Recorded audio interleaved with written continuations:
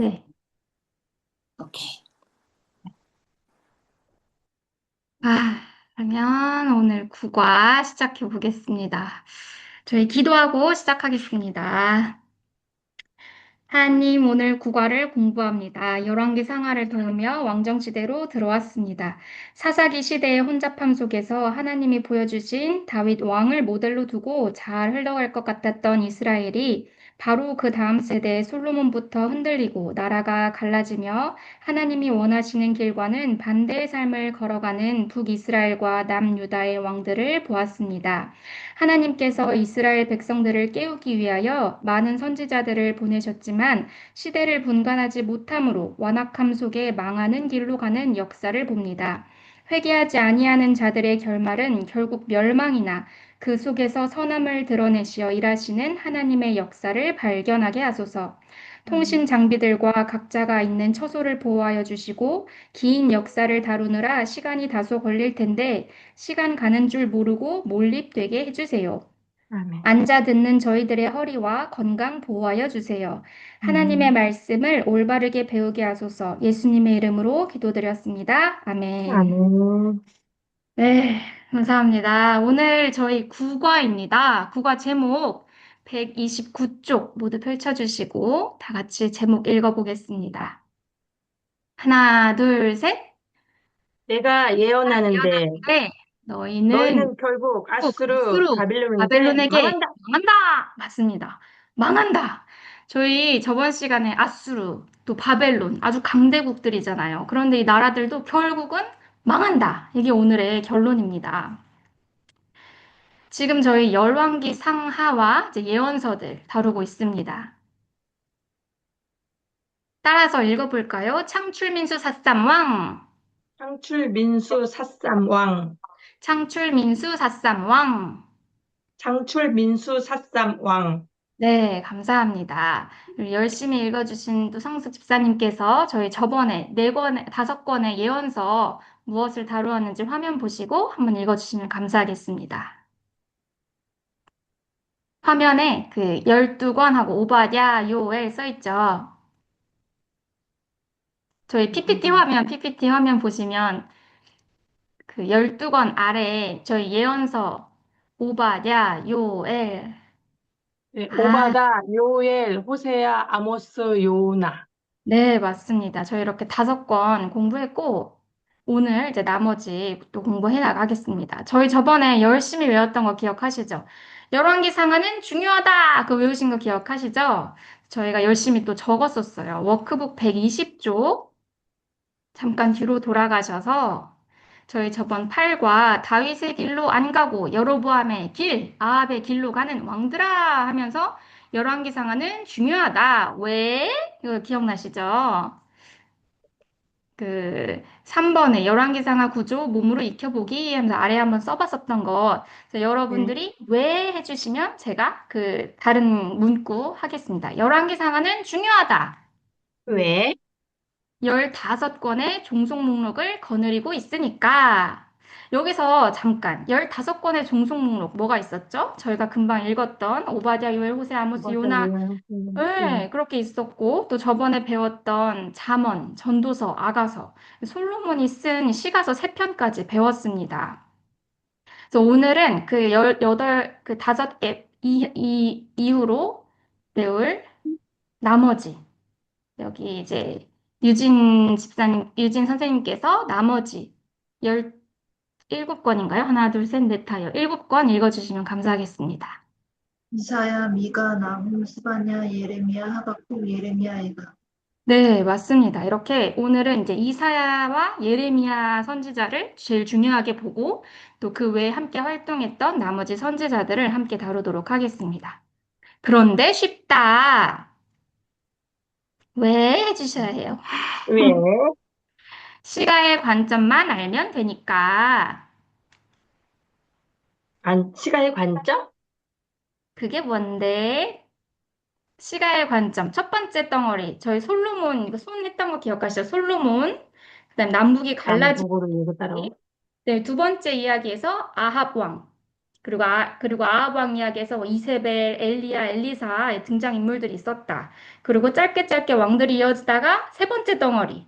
북쪽은 아수르에게 망하고 남쪽은 130년쯤 더 가다가 바벨론에 망하는 이야기.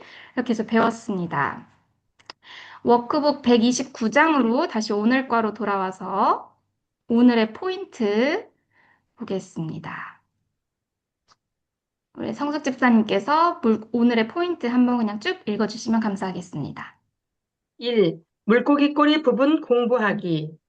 가로 1. 북방 이스라엘이 아수르에게 망함. 가로 2. 남방 유다는 바벨론에게 망함. 히스기야 왕부터 시드기야 왕까지. 2. 남방 유다 꼬리 부분에 나타나는 예언서 연결하기. 이사야, 미가, 나훔, 에레미야, 에가, 스바냐, 하박국. 네, 감사합니다. 또 이제 바로 그 아래 스카치 테이프 읽을 텐데, 이제 역사의 주권자이신 하나님의 말씀이 예언자들을 통해 성취됨을 보여주며 다윗의 길과 아합의 길 사이의 선택이 얼마나 중요한지 알려주고 있습니다. 이 글을 이제 유진 선생님께서 스카치 테이프 130쪽까지 이어지네요. 읽어주시면 감사하겠습니다. 엘리야의 예언대로 정말 예후가 일어나 오므리 왕조를 몰살시킨 이야기를 우리가 읽었습니다. 열왕기 사가는 엘리야의 예언이 정말 사실로 입증되었다는 것을 드러내고 싶었습니다. 역사가 흘렀는데 예언대로 되더라 이 말이지요. 역사란 하나님이 주관하시는 것이다. 열왕기 스토리 몸통 부분에서 멍석을 깔고 앉아 이것을 큰 소리로 말하는 사람들이 예언자라 이 말입니다. 자, 이제 그 이후 스토리는 어떻게 흘러갈까요? 아합처럼 한다면 아합처럼 망한다는 것입니다. 간단한 이야기입니다. 다윗의 길로 가면 축복이다, 모델이다, 제사장 나라이다. 그러나 아합의 길로 가면 망한다는 것입니다. 그런데 어떻게 되었습니까? 안타깝게도 망하는 역사입니다. 북쪽 나라 이스라엘은 아수르가 쳐들어와서 정말로 망해버렸습니다. 남쪽 나라도 아수르한테 괴롭힘 당하다가 결국에는 바벨론한테 망해버립니다. 이렇게 왕사의 끝은 멸망으로 이어집니다. 실제로 망해가는 스토리 속에 정말 엘리야 같은 예언자들이 계속 나타나는 거예요. 남북이 망해가는 역사를 꼬리 부분이라 했습니다. 자, 이제 꼬리 부분의 역사를 정리합시다. 하자. 자, 감사합니다. 저희 이제 130쪽 내용 들어가기 볼 텐데, PPT 보시면서 이제 화면으로 같이 1번부터 저희 넘겨보시면 132쪽까지 6번, 남방유다도 바벨론한테 망하네? 이렇게 이어져요. 그래서 그냥 보시면 한눈에 안 들어오니까 PPT와 함께 같이 진행해 보도록 하겠습니다. 저희 계속 저번 주에 봤던 그 물고기 그림이에요. 저희가 저번에는 여기 아함 역사 다 다루고 오늘은 이제 꼬리 다룰 것이다 그랬죠. 그래서 이제 북방 이스라엘이 아수르한테 꺼당 멸망합니다. 그리고 열왕기 이제 여기 다 망했으니까 할 말 없죠. 그러니까 열왕기 사가가 이 글을 쓴 사람이 남유다로 주인공을 바꿉니다. 주인공 누구죠? 남유다의 와보니 네, 히스기야 왕입니다. 아하, 그래서 히스기야 왕 때도 등장하는 나라가 바로 아수르구나. 그리고 이 아수르도 결국에는 오늘 제목처럼 바벨론한테 꽈당 멸망하고 결국엔 그 바벨론이 남유다까지 망하게 한다. 이제 요 내용이에요. 그래서 8과에서 보셨던 이 물고기 도표 숙제로도 한번 써보셨죠? 그래서 약간 익숙해졌을 것입니다. 그래서 오늘은 물고기 도표를 보면서 요 꼬리 부분들을 진행하게 될 텐데, 이제 그 전에 전체적인 내용을 먼저 저희가 파악해야 하니까 한번 외워봐야 해요. 제가 성숙 집사님한테 약간 부탁을 하였으나 부담이 있으시다고 하셔서 다 같이 외워보는 걸로 바꿔보겠습니다. 이 제목만 다 같이 책 보고 컨닝 하시면서 외우시면 되세요. 그래서 제가 이렇게 PPT를 보여드리면 여러분들께서 1번 제목, 2번 제목, 3번 제목 끼워 맞히기를 해주시면 됩니다. 그럼 스피커 켜주셨으니까 자, 제가 PPT 올려드리겠습니다. 뭐죠? 북방 이스라엘이 멸망한다. 네, 북방 이스라엘이 아수르한테 망한다. 망하네. 망한다.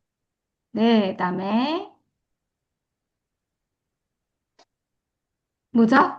2번. 북방 이스라엘은 아수르한테 결국 망한다. 열왕기 사가가 그 제목 보시면 되죠. 그 워크북 131쪽에 2번 하고 결국 북방 이스라엘은 앗수르에 망한다. 그리고 3번, 2번 하고 열왕기 사가가 북이스라엘에서 남유다로 저도 주인공을 남녀노소 바꾸네. 그 공부하시군요. 다음에 3번 하고 남유다에 와보니 히스기야 왕이네. 그 제목 있죠. 오, 그 제목대로 흘러가는 겁니다. 그래서 여기서는 아, 열왕기 사가가 북이스라엘에서 남유다로 남녀노소 주인공을 주인공을 바꾸네. 바꾸네. 네, 그 다음에 이제 또 이제 유진 선생님께서 뭘까요? 남유다 분이 히스기야 왕이네. 네, 맞습니다. 이렇게 하니까 성숙 집사님께서 아하, 그래서 히스기야 왕 때도 등장하는 나라가 핫수르구나. 네, 감사합니다. 또 유진 선생님께서 아, 아수르가 바벨론한테 망하네. 맞습니다. 그리고 마지막 성숙 집사님 남방 유다도 바벨론한테 망하네? 네, 맞습니다. 그러면 다 외우신 거라 믿고 넘어가겠습니다. 아닌데. 그래서 이렇게 했고, 이제 오늘 이야기를 하기 전에 제가 이제 전체적으로 내용을 좀 짧게 말씀드린다면, 이제 저번 주 우리 내용에서 그 다윗 왕에서 솔로몬까지 너무 잘 왔죠. 그러다가 이 솔로몬이 우상숭배로 이 여자 저 여자 결혼하다가 결국 우상숭배로 이어지고 그의 아들 르호보암 때 나라가 갈라졌죠. 그래서 그 신하 솔로몬의 대규모 건축 사업을 관리하던 감독관 여로보암이 반역하여서 북이스라엘 열 지파가 떨어져 나가고 남은 유다 지파와 베냐민 지파 그리고 못 견디던 그 레위 사람들이 아래로 내려오면서 솔로몬의 아들 르호보암이 통치하는 남유다에 남게 됩니다. 여로보암은 선지자의 축복을 받았음에도 불구하고 왕 위에 오른 뒤 백성들이 다윗의 왕조를 따라 남유다로 갈 수 있다는 불안감 때문에 베델과 단에 금송아지를 만들어 산당을 짓고 절기를 바꿔 제사를 드리는 큰 영적 실수를 저지릅니다. 이렇게 처음 시작부터 타락한 북이스라엘이 이제는 과감히 하나님을 버리고 바알을 섬기는 국가로 만들어버린 악한 길의 주인공 누구죠? 저희 몸통? 아하, 아합. 네, 아합이 이제 몸통 부분을 차지했습니다. 그래서 이세벨이랑 룰루랄라 손잡고 악한 짓 때려 실컷 하고 후에 왕들도 와, 저거 재밌겠다 해서 쾌락적인 바알 신앙 다 따라가다가 아합 왕이 죽고 130년 후에 아수르의 침공에 호세아를 마지막으로 북이스라엘은 뾰로롱 사라집니다. 근데 그 나라는 망했지만 그 속에 뿌리 내린 죄와 문화는 끈질기게 살아남아 남유다로 전염이 됩니다. 여호사밧 왕의 아들이 지금 여기 화면에 보신 여호람 왕 있죠. 이 전의 왕이 여호사밧 왕인데 여호사밧은 굉장히 선한 왕으로 성경에서 묘사하고 있습니다. 그래서 백성들에게 율법을 가르치고 하나님을 찬양하던 왕이었는데 큰 실책을 하나 범하죠. 무슨 실책이냐? 아합 왕과 이세벨의 딸 아달랴와 결혼을 시키는 겁니다. 그래서 사돈지간이 된 거예요. 그래서 이 잘못된 결혼은 남유다를 망하게 하는 시작점이 됩니다. 그래서 아달랴는 어머니의 그 이세벨이 바알 신앙의 대빵 여자였잖아요. 그래서 그 신앙을 다 받아서 끌고 남유다로 이사 옵니다. 그래서 그 전까지 남유다는 보이지는 않지만 항상 우리를 위해 일하시는 하나님께 기도하고 거룩한 삶을 위해 욕망을 절제하고 정결한 삶을 살던 사람들이었어요. 그래서 조금 흐트러지려고 해도 다시 돌아오고 했는데 이 바알 신앙이 들어오면서 눈에 보이는 그 바알 우상, 아세라, 또 복을 빌면 우리 안에 복이 온다고 생각하면서 또 우리가 그렇게 참아왔던 그 섹스를 열심히 해도 이것이 바로 복이다라고 가르치니까 이거 너무 좋다. 타락이 죄가 아니 되는 것처럼 이제 만들어져 버리면서 또 자기 자식을 바치면 이것이 복이 된다고. 그러니까 이런 이런 숭배들이 그들의 신앙에 참된 신앙을 이제 마음이 빼앗겨서 음악, 술, 음색 이런 모든 문화들이 다 섞여버리는 거예요. 그래서 아달랴 이후 남유다 왕들이 줄줄이 아합의 길을 걸어가니 하나님이 너네 남유다도 이러면 안 되는데 이렇게 걱정하시면서 10명의 선지자들을 보내십니다. 그래서 히스기야 왕, 또 여기 보이는 여기 요시야 왕 있죠? 히스기야 왕, 요시야 왕. 요 두 왕은 하나님께서 인정하시는 선한 왕이라고 해요. 그래서 너네들 하나님 말씀 의지해야 한다, 정직해야 한다. 하지만 바로 히스기야 그 다음 히스기야 왕의 아들 므낫세부터 나머지 왕들은 타락의 길을 쭉쭉 걸어갑니다. 그래서 요 요시야도 한번 잠깐 하나님께 선하다고 평가를 받았던 왕이지만 그 이전에 지었던 죄와 그 뒤에 지었던 죄들이 너무 가득하여서 결국에는 남유다도 바벨론에 멸망을 하게 되는 이제 그런 스토리입니다. 그래서 PPT 보시면서 우리가 다 같이 그렇게 외워봤고, 워크북 130쪽 1번 아합 스토리 이후 역사 정리하기. 이제 구약 성경 열왕기하 15장 보겠습니다. 구약 성경 586장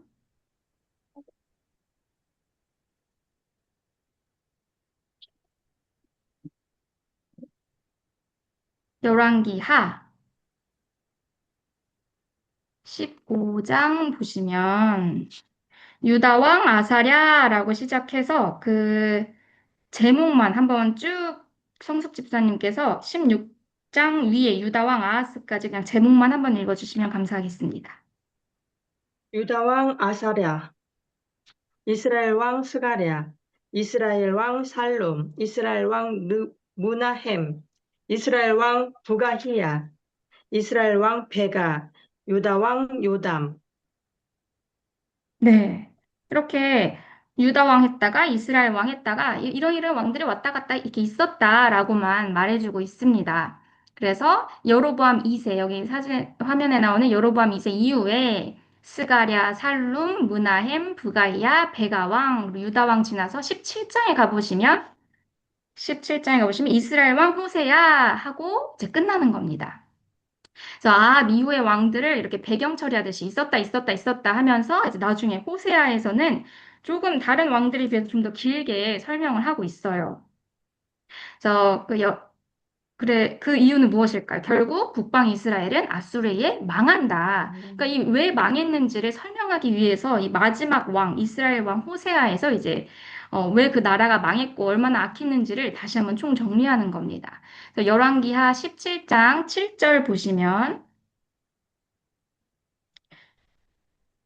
이 일은 이스라엘 자손이 자기를 애굽 땅에서 인도하여 내사 애굽의 왕 바로의 손에서 벗어나게 하신 그 하나님 여호와께 죄를 범하고 또 다른 신들을 경외하며 그러니까 하나님께서 겨우겨우 애굽에서 빼내서 이제 이방 신들 섬기지 마 나만 섬겨 했는데 결국 그들은 다시 애굽 신을 섬겼더라.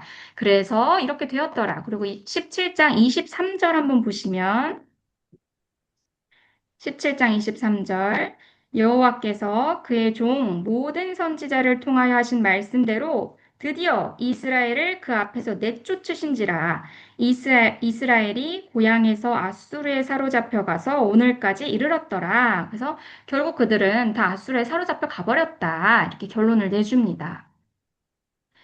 저희도 이제 1과부터 지금 9과까지 열심히 달려왔죠. 그래서 이것들을 저희 한번 정리를 할 텐데, 여러분, 성경에 읽어지네. 책 보시면 맨 뒤에 이렇게 뭔가 접혀 있는 여기 화면에 자꾸 잘리네. 접혀 있는, 접혀 있는 게 있어요. 쭉 펼쳐보시면 그 제목에 성경 역사와 세계 역사 대조표 보이실까요? 뭐 두루마리 휴지처럼 쫙 연결되어 있죠. 그래서 요거를 통해서 저희가 참 화면에도 띄워드리겠습니다. 요거를 통해서 저희가 잠깐 또 복습하고 이제 앞으로 무엇을 배울 건지 잠깐 정리하고 가겠습니다. 위에서부터 찬찬히 보겠습니다. 그 성경 역사와 세계 역사 대조표 하면서 우리 유진 선생님께서 무슨 인들이 있는지 한번 읽어주시면 감사하겠습니다. 이란인, 헷족, 아람인, 수르야인, 베니게인, 페니키안, 그리스인, 헬라인과 에게인, 이탈리아인과 에트루리아인, 메소포타미아인, 애굽인, 히브리인. 네, 맞습니다. 그래서 여기에서 히브리인 그리고 아람인 얘는 이제 그 노아가 나라가 세상이 먼저 비로 홍수로 한번 툭 잠기고 나서 노아의 세 아들 셈, 함, 야벳 이 세 아들에게서 이제 민족들이 점점 펼쳐나가잖아요. 그러면서 이제 이런 민족들이 나왔다 하면서 이제 그 중에서 하나님 그 노아가 셈에게는 영적인 축복권을 주죠. 그래서 이제 그 히브리인이 셈의 족속에서 나왔다. 이제 그거 보시면 되고, 그렇게 해서 이제 쭉 이어지는 것이 우리가 이제까지 1과부터 9과까지 배웠던 내용이에요. 그래서 보시면, 애국 제일 먼저 지금 발전하는 두 인이 어디인 것 같으세요? 제일 먼저 뭔가 발전하고 있는 것 같은 나라. 애굽인과 메소포다미아인. 보이시나요? 약간 굵어지고 있죠. 굵어진다는 건 그 나라가 성장한다는 거예요. 문화가 발전하고 있다는 거예요.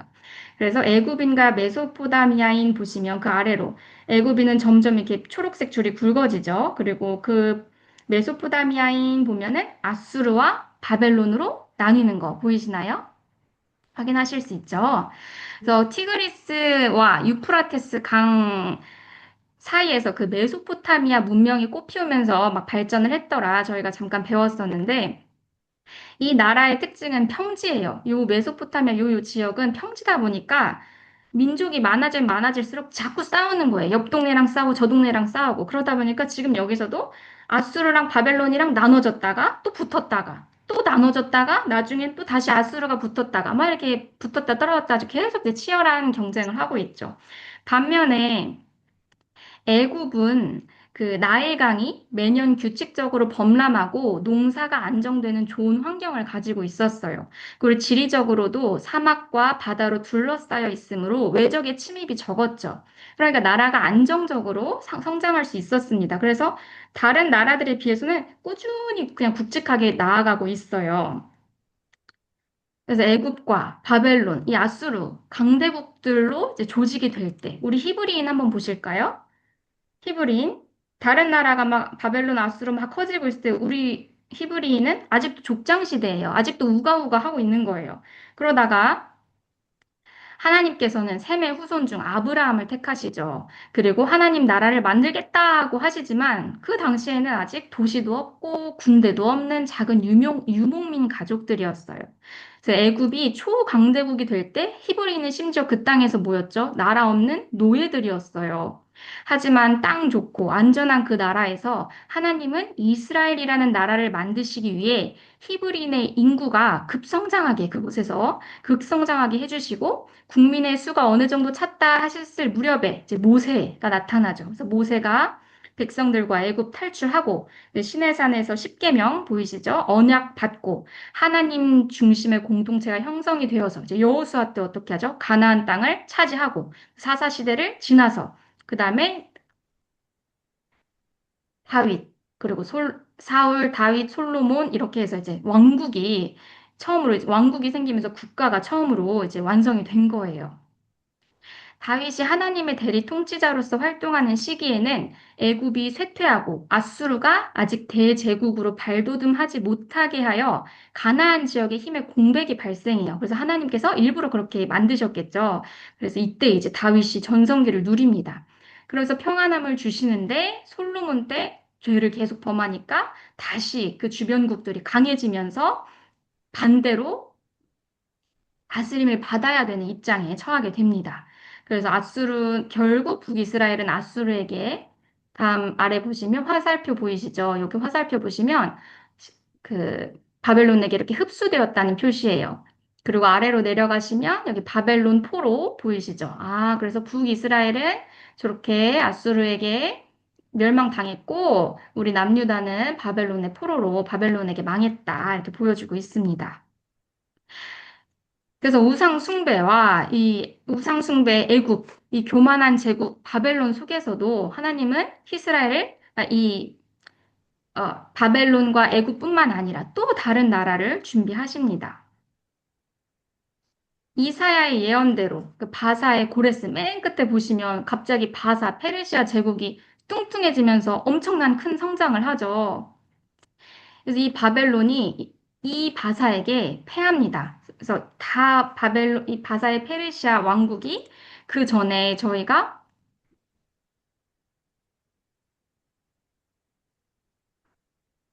이거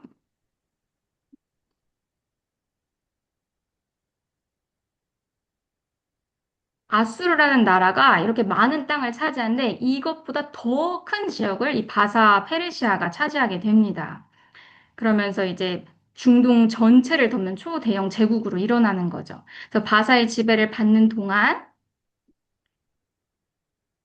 그 빼앗겼던 땅에서 다시 돌아와서 그들이 회복되고 또 에스라와 느헤미야 되겠죠.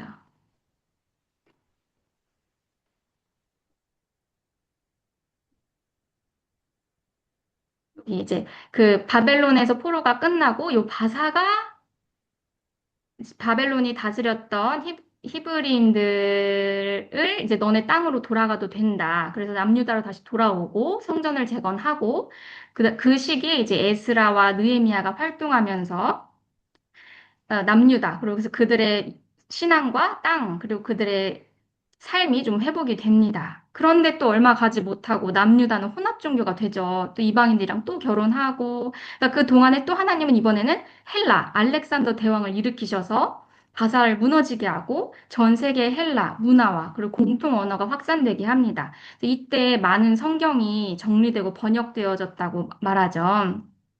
이제 이 성경을 들고 누군가는 퍼뜨려야 하는데 하나님께서 그때 이제 로마 제국을 사용하시는 거예요. 그래서 로마 제국이 처음에는 별로 뭐가 없어 보이다가 점점 커져서 그 전에 있었던 모든 뭐 애굽, 바벨론 이 모든 나라들을 다 통합하고 자신이 통합했던 그 모든 국가들을 이제 동맹국으로 맺은 후에 도로를 다 건설하면서 복음이 나아갈 수 있는 길을 만드는 역할까지 합니다. 그래서 요 배경이 이제 성경 구약과 신약 사이에 그 400년의 역사가 있는 거고, 그 다음에 이제 이어진 게 요 로마 제국 시대 때 예수님이 태어나고 박해를 받고 이제 그랬다. 이제 그렇게 이어지는 겁니다. 그래서 예수님 이후 40년 뒤에 이 로마 제국도 또 멸망을 해요. 그렇게 되고 또 이 히브리인들도 2000년 동안 그 나라가 다 흩어지고 국가가 없이 지냅니다. 또 20세기에는 최악의 비극 홀로코스트, 그 유대인의 학살로도 이어지죠. 근데 그 상황 속에서도 이 유대인들은 언어와 종교를 유지하며 다시 가나안 땅을 회복하고 1948년에 다시 이스라엘이 건국되는, 회복이 되는 과정을 거쳐 지금은 오히려 강대국들 사이에서 기술, 군사, 금융 등 세상을 움직이는 한 나라로 다시 우뚝 서 있습니다. 이 유대인들이 항상 가르치는 건 위에 선지자들이 항상 말하는 것이 너희는 세상과 구별되어라. 섞이지 마라. 공부하라. 기억하라. 그리고 우리는 반드시 회복된다. 이 말씀이 지금 우리가 살아있는 이 시기에 이루어지고 있는 거예요. 그래서 하나님의 역사는 그때그때마다 강대국들을 이용하시고 이 강대국이 또 말 안 들으면 또 다른 강대국을 이용하셔서 결국 이 모든 과정은 강대국들의 싸움이 아니라 하나님이 그냥 그들을 사용하시는 것이다라고 볼 수 있습니다. 그래서 모든 역사를 주관하시는 하나님. 그래서 다시 우리 왕정 시대로 돌아오면 이 북방 이스라엘을 망하게 한 그 아수르가 얼마나 강한 나라였나. 아수르 제국을 한번 들여다 보겠습니다.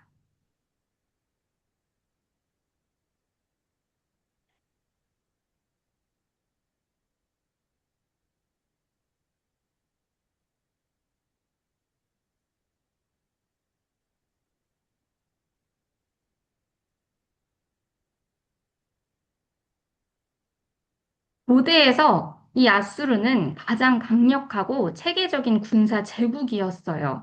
특별한 행정 시스템으로 속국들을 통치하는데 그 방법 또한 아주 무섭고 잔인하고 혹독했다고 하죠. 일단 공포의 나라였어요. 그래서 반역하는 도시가 나왔다. 그러면 바로 쳐들어가서 눕히고 그 지도자는 또 잔혹하게 처벌했죠. 그래서 두 번째는 가장 중요한 통치 방식인데 강제 이주 정책입니다. 그 워크북 131쪽 아수르 제국 들여다보기에서 1번, 2번, 3번 보이시죠? 아수르는 이스라엘에 들어와 피를 섞었다. 아수르는 정복한 백성들의 민족성을 말살시키기 위해 정복한 민족을 다른 먼 땅으로 강제 이주시키고 그 자리에 다른 정복지 사람들을 데려와 살게 했습니다. 그래서 다른 정복지 사람들은 올 때 그냥 안 오죠. 그들이 섬기던 모든 우상들 다 가지고 와서 사마리 땅에 살면서 그 땅에 또 퍼뜨리다 보니 북이스라엘은 혼합 종교의 장이 되어버립니다. 이들이 지금 차지한 땅 보세요. 그 뭐 티그리스강, 유프라테스강, 뭐 웬만한 좋은 땅들은 이 아수르가 다 차지하고 있는데 이 모든 곳에 사람들이 다 짬뽕이 돼서 섞여 있다고 생각해 보세요. 그럼 그들의 우상이 그들의 신앙 생활이 올바로 될 수가 없었겠죠. 열왕기하 17장 24절 보시면 아수르 왕이 바벨론과 구다와 아와와 하맛과 스발와임에서 사람을 옮겨다가 이스라엘 자손을 대신하여 사마리아 여러 성읍에 두매 그들이 사마리아를 차지하고 그 여러 성읍에 거주하니라. 이렇게 여러 사람이 거주하다 보니까 안 그래도 믿음 약한 북이스라엘 어떻게 되겠어요? 다 섞여버리죠. 그것이 바로 이제 사마리아 사람들이라는 게 나오는 거예요. 그래서 17장 41절 보시면 사마리아는 북이스라엘의 수도였죠. 그 사마리아. 그 17장 41절 김성숙 집사님 읽어주시면 감사하겠습니다. 이 여러 민족이 여호와를 경외하고 또 그 아로새긴 우상을 섬기니 그들의 자자손손이 그들의 조상들이 행하던 대로 그들도 오늘까지 행하니라. 네, 그래서 다 섞이고 그들이 섬기던 신도 섬기고 저 신도 섬기고 하다 보니까 다 섞여서 훗날 유대인들이 사마리아인들은 부정하다 이렇게 하면서 멸시하게 된 역사적 뿌리가 바로 이 사르곤 2세 이주 정책에서 시작되는 겁니다. 3번, 북이스라엘 역사는 성경 속에서 사라진다. 더 이상의 역사를 기술하지 않는다. 그래서 여기 보시면 선지자, 여로보암 2세 때 활동했던 호세아, 아모스, 요나 이후에 선지자가 없습니다. 더 이상 선지자 나오지 않고 하나님도 할 말이 없으신 거예요. 그렇게 해서 이제 2번, 유진 선생님께서 큰 제목 2번 읽어주시면 감사하겠습니다. 열왕기 사가가 북에서 남유다로 공공을 바꾸네. 네, 아수르에서 망했으니까 이제 호세아로 끝이 났고 주인공은 히스기야로 넘어옵니다. 열왕기 하 18장 제목에 유다 왕 히스기야 하면서 아 이제 사가가 유다 왕 히스기야로 어, 시선을 돌리는구나 볼 수 있죠. 3번 유진 선생님이 또 읽어주시면 감사하겠습니다. 남유다의 와본이 히스기야 왕이네. 네. 그래서 유다 왕이 히스기야, 북이스라엘을 최종적으로 멸망시킨 이 사르곤 2세. 얼마나 무섭겠어요. 남유다가 발 뻗고 잘 수 있겠어요? 못 자죠. 지금 북한이 망했는데 우리나라도 곧 쳐들어올 게 뻔하잖아요. 그러니까 히스기야 왕은 납작 엎드려서 아, 우리 좀 잘 좀 부탁해달라. 나는 반역하지 않겠다. 당신에게 엄청난 양의 조공도 바치겠다 하면서 막 엎드려가지고 열심히 조공을 바쳐요. 열왕기 하 18장 13절 보시면 히스기야 왕 제14년에 아수르의 왕 사네립이 올라와서 유다 모든 견고한 성읍들을 쳐서 점령하며 여기서 사네립은 그 아수르의 왕이에요. 그래서 그 왕이 지금 예루살렘만 빼고 그 주변의 모든 국도를 이미 다 부시고 온 거예요. 그러니까 지금 히스기야도 어때요? 아수르에게 시달리는 시기인 거죠. 그래서 4번. 아하, 그래서 히스기야 왕 때도 등장하는 나라가 아수르구나. 네, 히스기야 왕 때의 상황이 18장 9절부터 이제 쭉 나옵니다. 보시면은 아수르 사람들이 예루살렘 위협하고 이렇게 해서 이제 너네도 이제 내가 너 함락하겠다 이런 식으로 나오니까 눈독을 지금 남유다에다 뚱뚱뚱 두고 있으니까 막 금, 은, 물자 이런 걸 이제 다 바칩니다. 근데 이렇게 바쳤는데도 불구하고 그 호랑이가 떡 하나 먹는다고 순수히 가지 않겠죠. 그러니까 받았는데도 불구하고 또 떡 하나 주면 안 좋아 먹지 하면서 또 나타나는 거예요.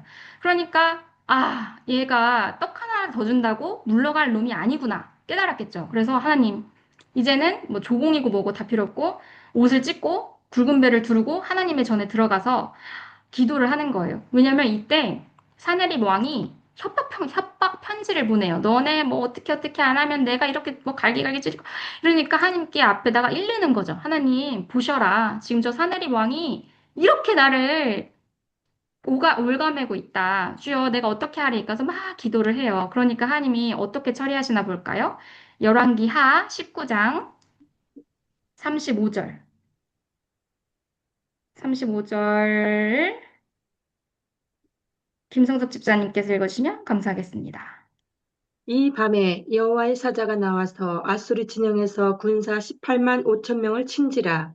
아침에 일찍 일어나 보니 다 송장이 되었더라. 네, 할렐루야. 전쟁은 음, 여호와께 속한 것이라. 아멘. 어, 아무것도 안 했습니다. 기도했습니다. 그러니까 하나님이 무찔러 주시는 거예요. 그래서 이 히스기야 왕이 이렇게 급박한 상황을 두고도 기도할 수 있었던 건 혼자의 힘이 아니었어요. 그 당시에 보시면 이사야와 미가 선지자가 함께 활동을 하고 있었는데요. 열왕기하 18장 5절 보시면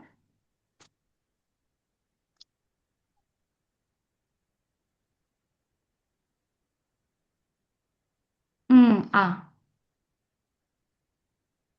아, 이제 이사야랑 미가가 끼어들어가는 자리입니다. 그래서 이제 요 이사야랑 미가가 함께 활동을 했다. 그래서 이렇게 어려운 상황에서도 우리 히스기야는 함께 기도를 했다. 이렇게 밝혀지고 있는데 성경에서는 이 히스기야 왕에 대해서 어떻게 평가를 했는지 그게 이제 18장 5절, 6절, 7절에 있습니다. 우리 유진 선생님께서 읽어주시면 감사하겠습니다. 히스기야가 이스라엘 하나님 여호와를 의지하였는데 그의 전후 유다 여러 왕 중에 그러한 자가 없었습니다. 곧 그가 여호와께 연합하여 그에게서 떠나지 아니하고 여호와께서 모세에게 명령하신 계명을 지켰더라. 여호와께서 그와 함께 하심에 그가 어디로 가든지 형통하였더라.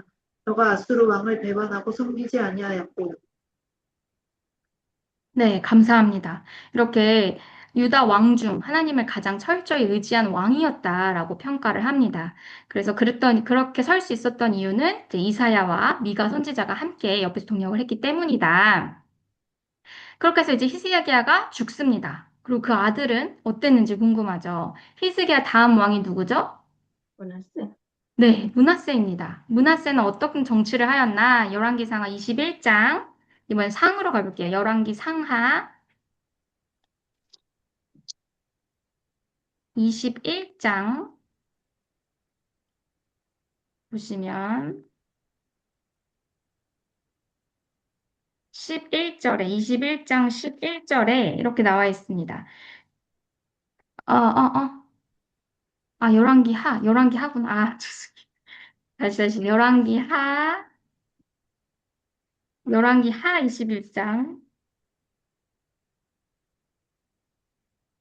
21장 11절. 네, 열왕기하 21장 11절 보시면 유다 왕 므낫세가 이 가증한 일과 악을 행함이 그 전에 있던 아모리 사람들의 행위보다 더욱 심하였고 또 그들의 우상으로 유다를 범죄하게 하였도다.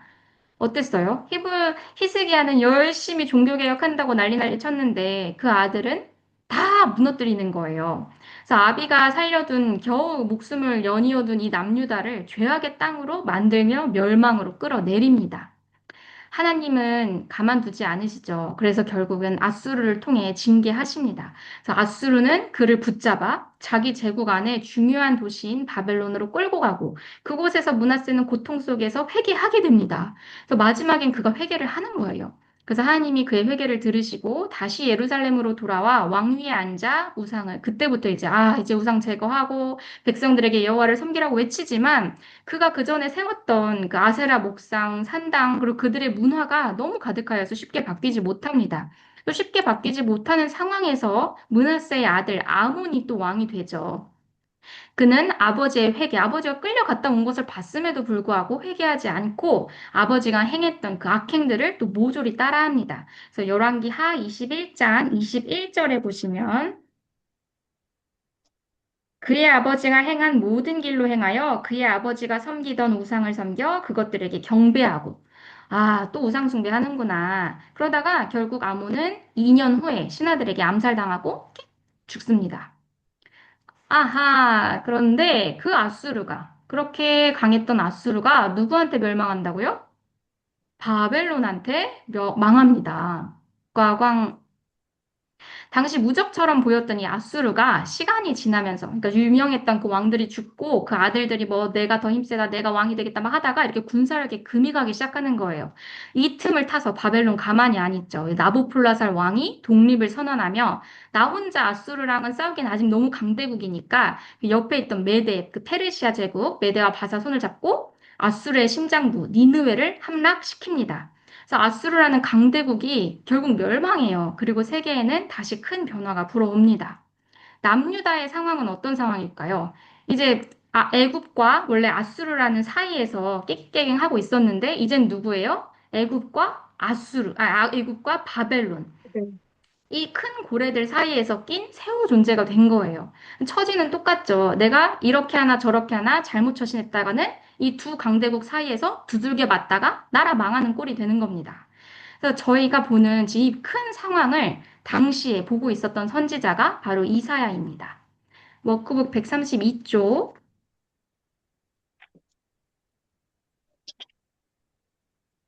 구약 읽기 내비게이션 이사야 미가 끼워 읽기 활동 보이시죠?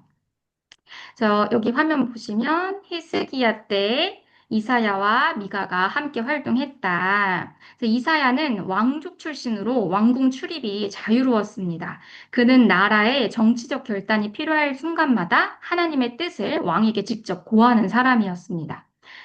이사야, 이건 제가 말씀드릴게요. 이사야 31장 3절에 보면 애굽은 사람이요 신이 아니며 그들의 말들은 육체요 영이 아니라 여호와께서 그의 손을 펴시면 돕는 자도 넘어지며 도움을 받는 자도 엎드려져서 다 함께 멸망하리라.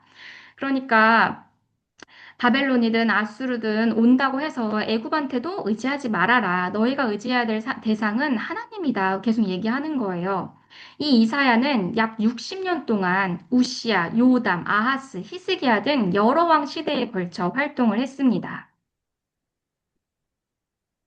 특히 히스기야 시대에 하나님의 말씀을 들고 가는 선지자로 크게 활동하였는데 그 아수르의 침공으로 북이스라엘이 이제 멸망할 것임을 예언을 하고 아수르도 무너지게 될 것이다 예언하고 히스기야가 바벨론 사신에게 나중에 이제 다 그 병이 낫고 나서 바벨론 사신이 왔을 때 왕궁에 있는 모든 보물들을 보여주죠. 그래서 그 이후에 뭐라고 예언해요? 너네들 너가 보여주었던 이 모든 것이 다 바벨론으로 옮겨질 것이고 내 자손이 포로로 잡혀갈 것이다 하면서 이제 남유다의 멸망도 예언을 합니다. 그렇지만 그 바벨론도 결국은 멸망을 할 것이다. 누구에게? 페르시아, 고레스 왕 때 결국 그 바벨론도 멸망을 할 것이다. 이렇게 예언을 합니다. 이사야가 그 BC 740년에서 680년에 활동한 선지자인데 이 고레스 칙령, 그가 예언했던 이 고레스 칙령을 보시면 BC 538년이죠. 그러니까 예언을 약 150년 정도 그 전에 미리 후에 일어날 것들을 쭉 예언을 한 것입니다. 그러니까 이사야 뒤에 올 그 모든 예언자들의 내용을 이사야가 이미 다 한번 풀어놨던 거죠. 그래서 예언서의 왕이다라고도 불립니다. 내비게이션 책 가지고 계시면 지금 잠깐 볼 텐데요. 저희 내비게이션 228쪽.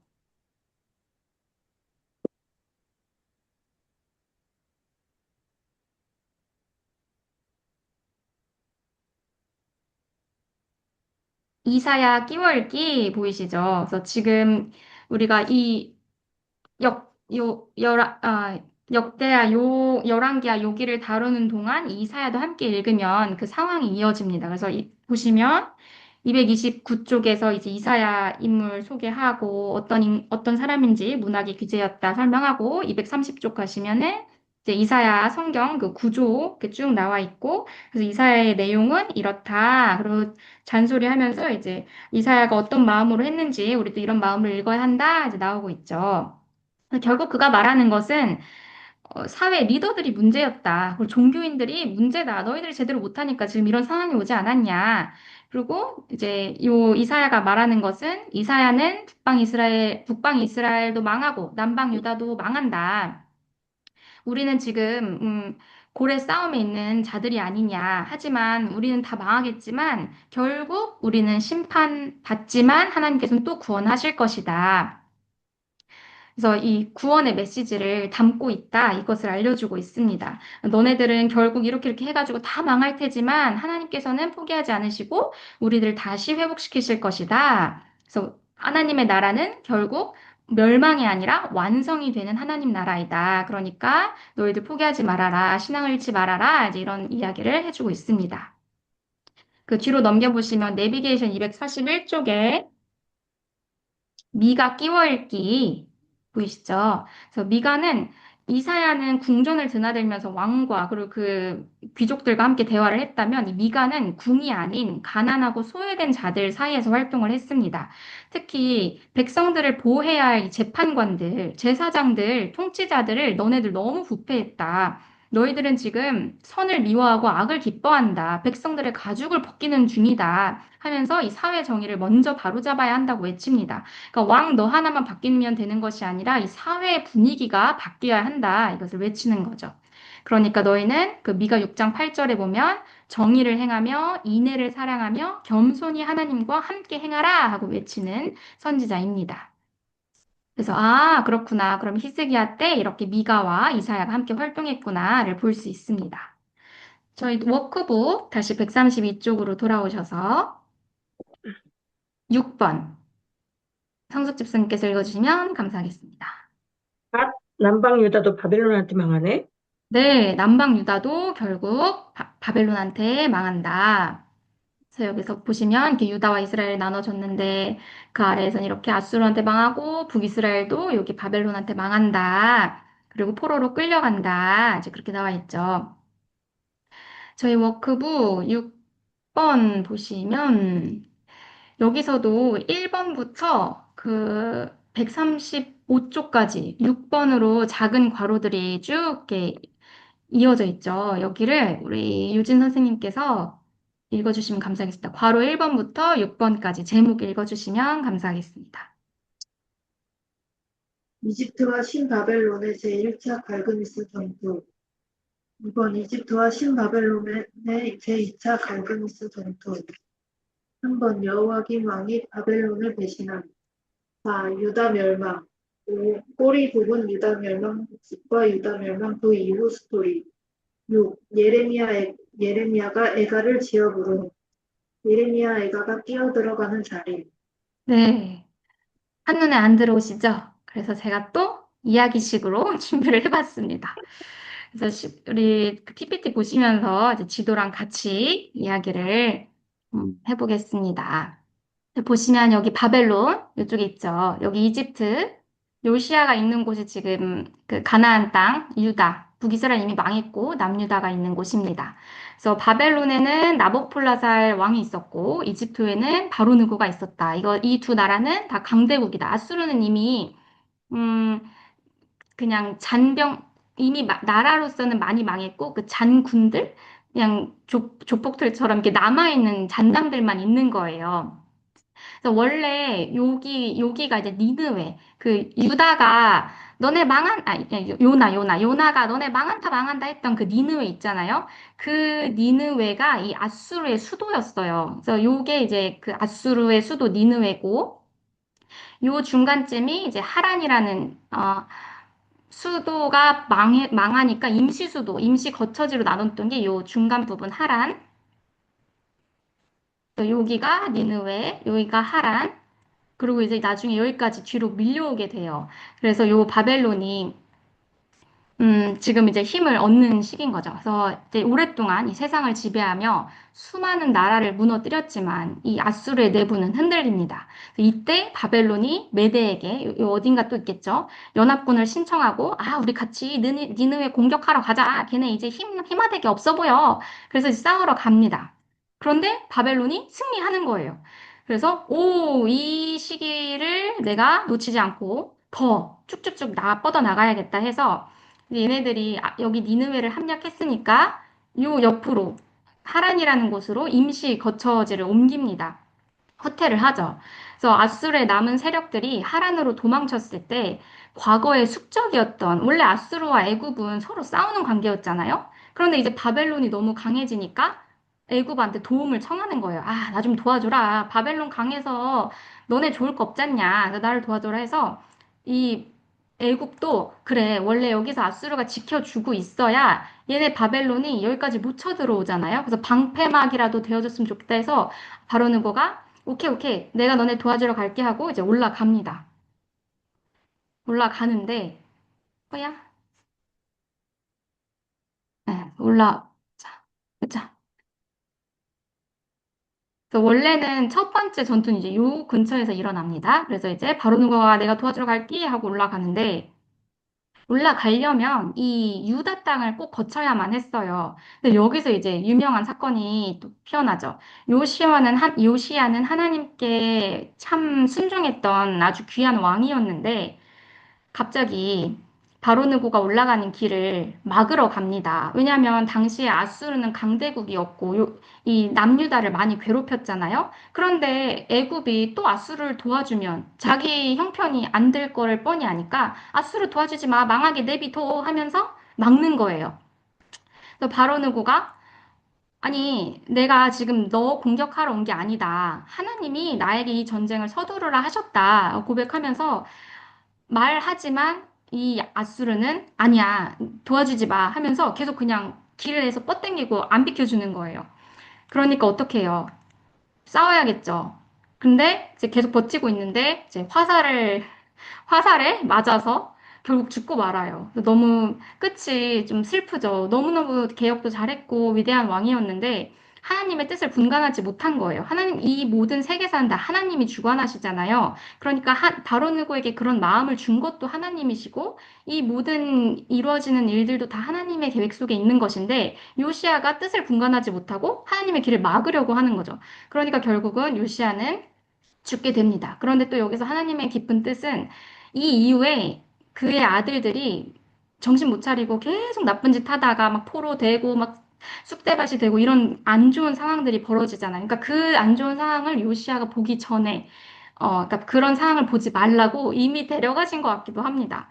그래서 그렇게 해서 이제 요시아의 역할은 끝이 나고 바로느고는 얼른 저 친구들 도와주러 이제 위로 올라가죠. 그래서 아 결국 그는 이제 애굽과 바벨론이 싸웁니다. 그러다가 하란마저 바벨론에게 함락이 돼요. 그래서 천년 가까이 근동을 호령하던 아수르 제국은 역사 속으로 완전히 사라지게 됩니다. 그래서 강대국들이 위에서 전쟁을 하는 동안 요시아 왕이 죽었으니 누군가는 또 왕의 자리에 세워놔야 하잖아요. 그래서 남유다가 여호아스 그 요시아의 아들 네 번째 아들 여호아스를 이제 왕의 자리로 세워 놓습니다. 그리고 전쟁에서 별로 이득이 없었던 바로누고는 다시 이제 내려오는데 이때 뭐야 내가 요시아 왕 너 내 가는 길도 막아서 기분 짜증나 죽겠는데 그 사이에 이놈들이 내 허락도 안 받고 여호와스를 왕자리에 앉혀놨잖아요.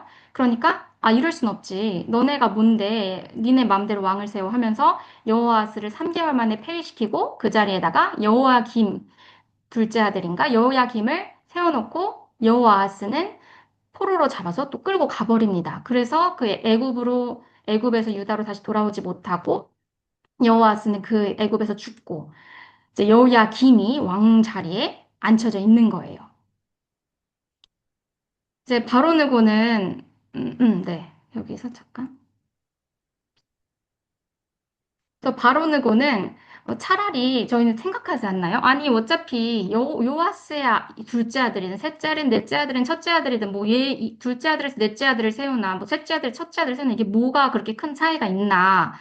그리고 어차피 바로느고가 유다의 왕을 설정할 거면 그냥 애굽 사람을 앉혀놓으면 자기도 편하잖아요. 그런데 왜 굳이 또 요시아의 다른 아들을 세워두었을지 안 궁금하세요?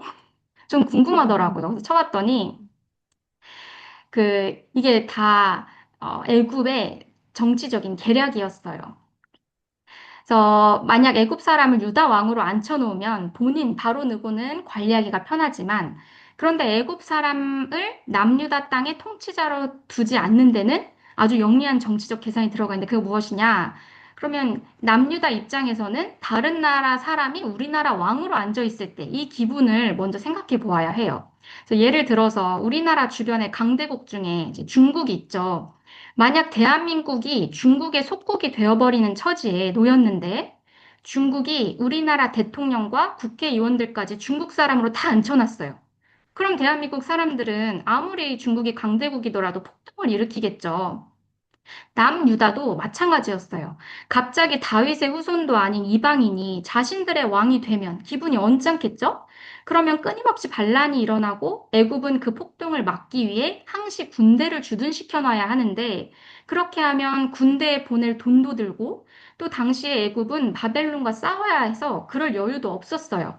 그런데 제일 좋은 것은 무엇이냐? 자기 말 잘 듣는 놈 앉혀놓고 조공만 딱딱 받아가면 이익인 거예요.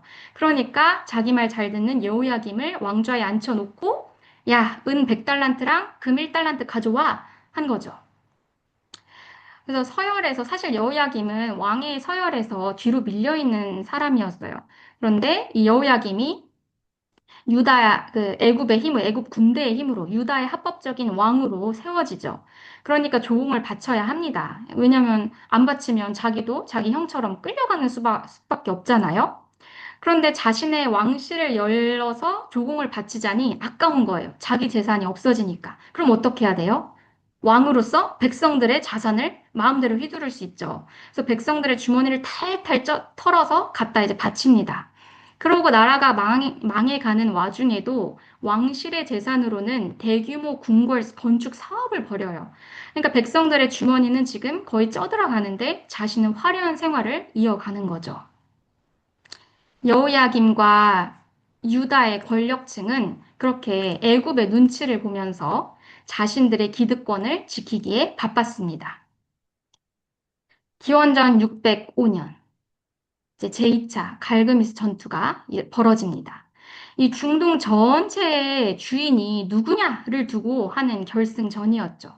이제 애굽의 바로느고 2세는 하란 전투의 실패 이후에도 여전히 시리아나 팔레스타인 지역에 영향력을 행사하고 있었습니다. 이에 바벨론의 나부폴라살 아들 느부갓네살 2세를 나부폴라살은 아버지고 나이가 들어서 이제 느부갓네살을 보내는 거예요. 너가 가서 애굽 군대를 완전히 몰아내라. 그래서 네, 아버지, 제가 가겠습니다. 그래서 가요. 소식을 들은 바로누고 가만히 안 있죠. 나도 출동이다. 바로누고도 갑니다. 갈그미스 지역을 한번 빼앗기면 이 중동 전체가 흔들리는 거거든요.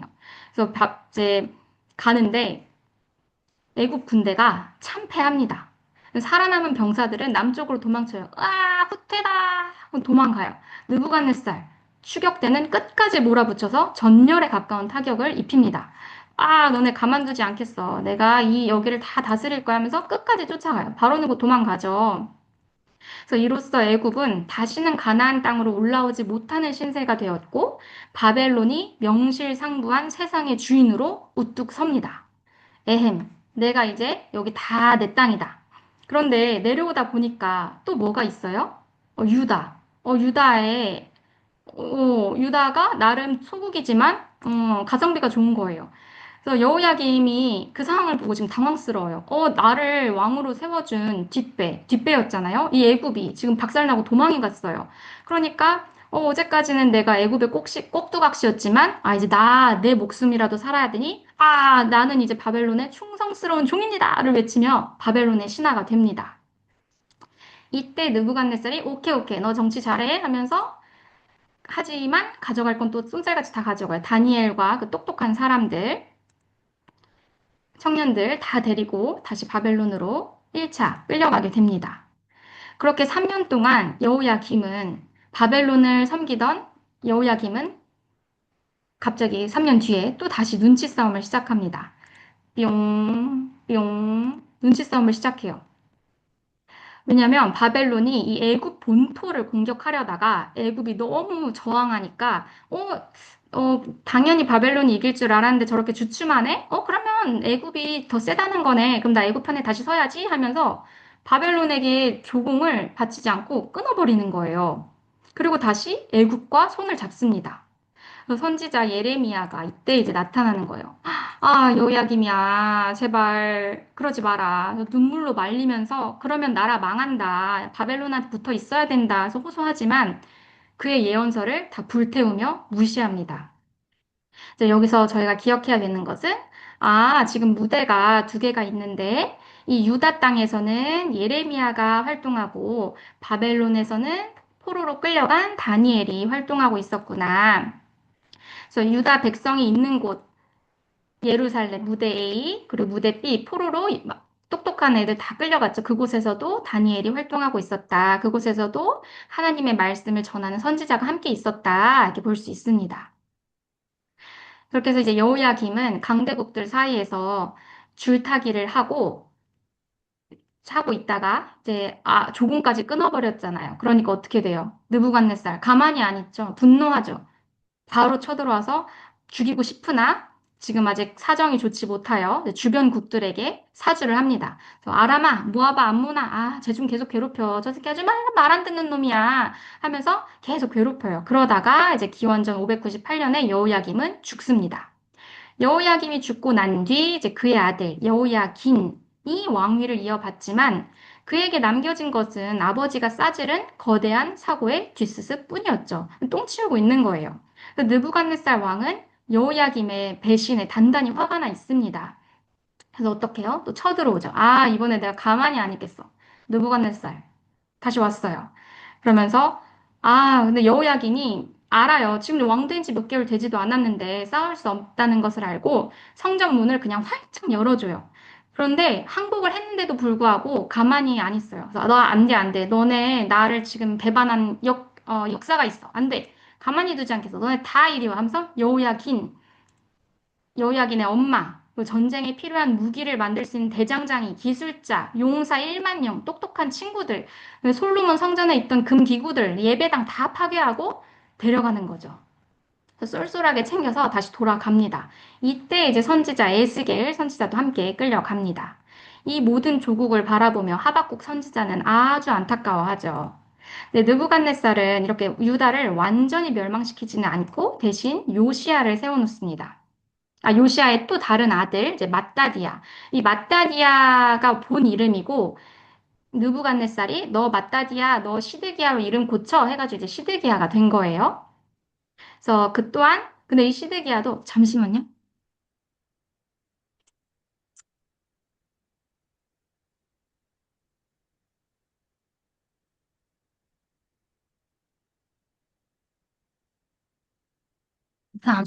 아이고.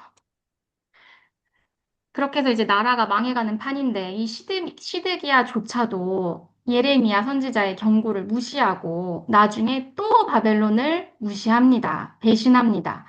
그래서 바벨론 어떻게 해요? 또 가만히 안 있죠. 또 와서 우리 시드기야 눈 뽑고 비극의 주인공으로 유다의 마지막 왕이 됩니다. 결국 기원전 586년에 시드기야 왕이 이제 눈 뽑혀서 죽고 그렇게 해서 결국 586년에 이 남유다 예루살렘도 멸망합니다. 자, 다 공부했습니다. 끝나는 것 같죠? 다시 책으로 돌아와서 성경책이랑 함께 이어나가 보겠습니다. 내용이 조금 정리는 되셨으리라 믿고 저희 워크북 132쪽 1번부터 보겠습니다. 자, 보시면 구약 성경 707쪽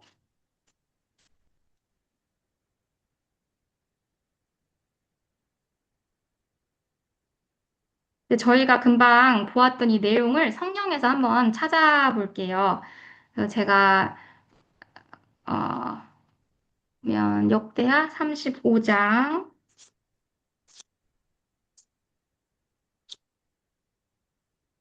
21절 35장 21절 보시면 그 바로느고랑 요시아가 그 싸우는 바로느고가 올라가려고 할 때 요시아가 막는 장면입니다. 우리 유진 선생님께서 읽어주시면 감사하겠습니다.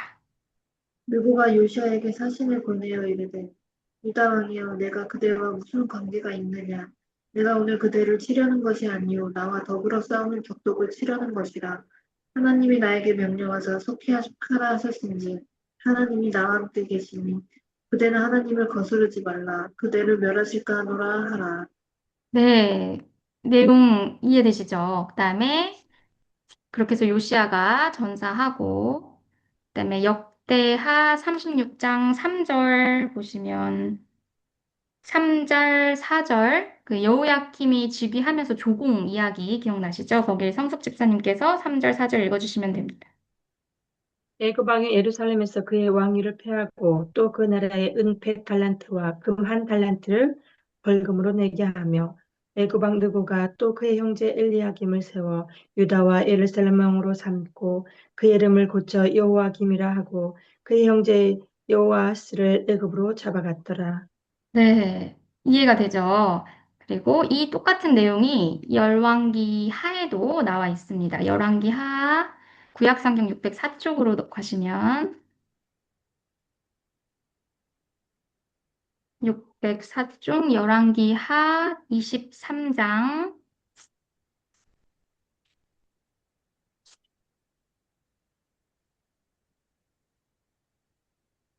역 열왕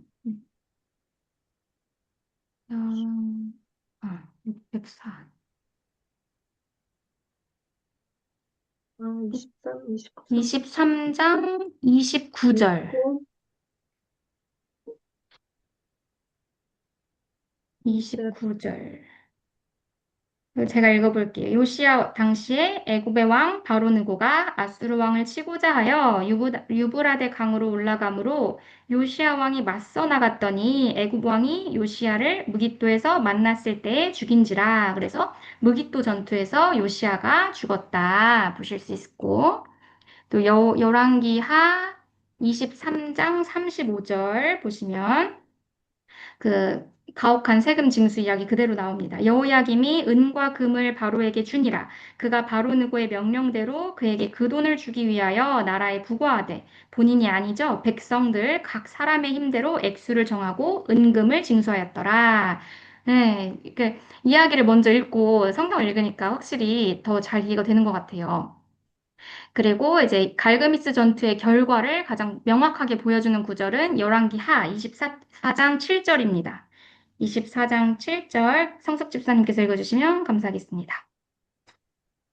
애굽 왕이 다시는 그 나라에서 나오지 못하였으니 이는 바벨론 왕이 애굽 강에서부터 유브라데 강까지 애굽 왕에게 속한 땅을 다 점령하였음이더라. 네, 그래서 아까 전에 여기서 다 쓸리고 도망가다가 못 올라오고 여기까지 다 차지해서 계속 이것저것 가지고 가죠. 이제 그 내용입니다. 그래서 워크북 보시면 132쪽에 요시야 그 가계도가 있습니다. 음, 요시야 16대 여기 그 아래 이제 이름들 있죠? 거기다가 먼저 연도 그 각 왕이 얼마나 몇 년이나 통치했는지를 먼저 적어보겠습니다. 요시야 16대 옆에 31년 적어주세요. 31년. 또 여호야김 18대 하고 그 옆에 11년이라고 적어주세요. 그 옆에 엘리야김은 원래는 엘리야김이 본명이고 애굽의 바로느고가 너 이제 엘리야김 하지 말고 여호야김으로 바꿔 해서 이제 이름이 두 개인 겁니다. 그래서 애굽식의 이름은 여호야김, 근데 원래 남유다의 왕으로서의 이름은 엘리야김이다. 그래서 여호야김은 11년 통치했고 그다음에 여호아스 17대 옆에 적어주세요. 3개월, 3개월 통치했습니다. 그리고 시드기야 20대 하고 11년 통치했습니다. 시드기야 11년. 그리고 여호야김의 아래 19대에서 이제 여호야기는 3개월 통치했습니다. 그래서 요시야는 31년, 여호아스 3개월, 여호야김 11년, 여호야긴 3개월, 시드기야 11년. 통치 기간을 보면 재미있는 패턴이 있죠. 그래서 11년과 3개월이 반복됩니다. 저희가 이 통치 기간에 따라서 손 동작과 함께 외워보면 좋겠습니다. 그래서 여기 이렇게 아래다가 팔을 두시고 요시야 왕은 31년간의 통치를 했잖아요. 그러니까 우뚝 쏟아줍니다. 요시야. 그리고 여호아스는 3개월 통치했죠? 네, 다시 이렇게 내려요. 3개월. 여호아하스. 여호아하스.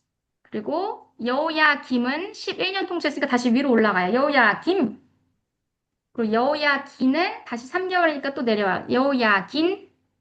시드기야는 11년 통치했으니까 또 다시 위로 올라와요. 시드기야. 요 왕의 순서를 이번에 외워놔야 다음 거 할 때도 도움이 돼서 지금 한번 외워보고 가겠습니다. 요시야. 따라해 보겠습니다. 요시야. 요시야, 요아하스. 요하스, 요야김. 요아kim, 요야긴. 요아kim, 시드기야.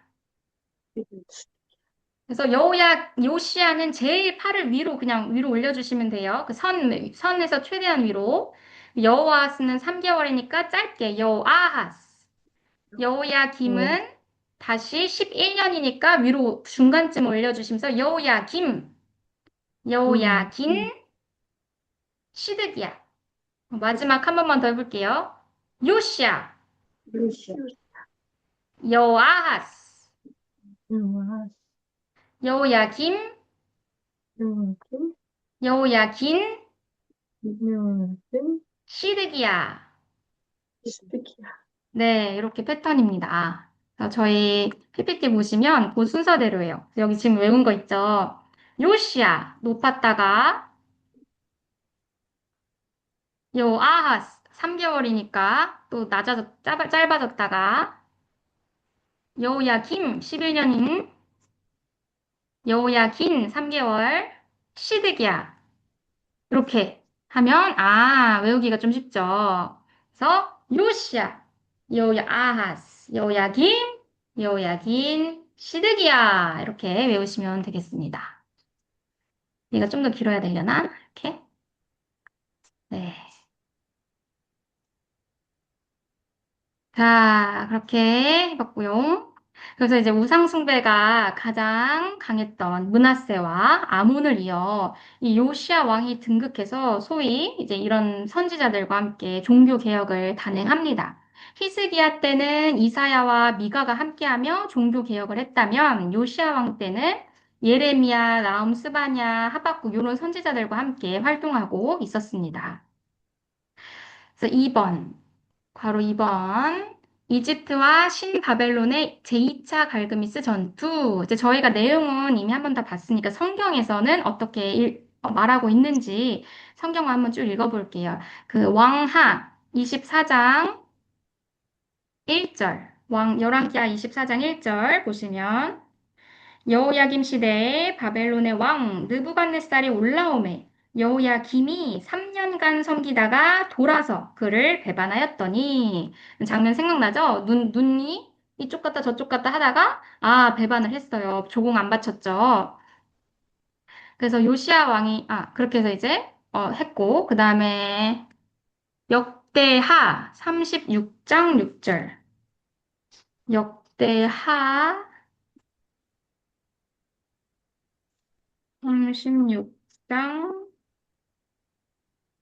6절 제가 읽겠습니다. 바벨론 왕 느부갓네살이 올라와서 그를 치고 그를 쇠사슬로 결박하여 바벨론으로 잡아가고 음, 그래서 그때 당시 상황을 성경에서도 이렇게 말해주고 있습니다. 우리 그렇게 하고 그다음에 3번 보시면 그 134쪽 여호야김 왕이 바벨론을 배신함. 그래서 왕하 열왕기하 24장 1절 금방 읽은 부분입니다. 그래서 이렇게 배반을 했다. 3년 후에 조공 안 바치고 그다음에 4번에서 유다 멸망하는 장면 왕하 24장 18절